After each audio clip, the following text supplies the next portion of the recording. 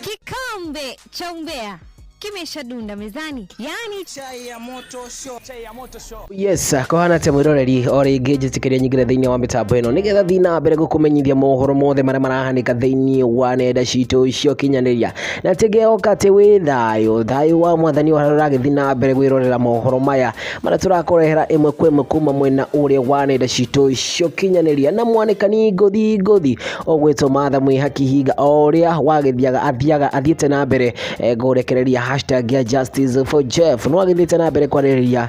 horo kumana na maundu maya ma Jeff Mwathi ona ningi agakorwa githina mbere kuria ciuria o iria itatiganite ni undu wa maundu maya ona ningi ni akoretwo akiandika thiini wa Facebook account yake thiini wa comment section akauga muthenya wa mothe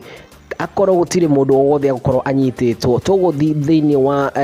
wall ya president kana ya muthamaki witu wa Kenya ati ni maguthi haria mwena ucio na kwaria uhoro uyu nigetha kuona ati andu othe ni uguka into attention akauga atiriri by the way if no one is arrested today we will camp at President Ruto's wall and ask bring this to his attention. Justice delayed is justice denied. Na ningi andu no makoretwo makiaria kumana na uhoro uyu na akacoka akauga atiriri kwi andu moketa makauga atiriri na Rigathi yeye usema ati he will always stand for truth, maandamano ipelekwe hiyo ofisi yake. Ogiakoka akauga atiriri pia kwa Twitter handle yake we need to do something because it's like they are pretending like hizi news za Jeff hazijawafikia.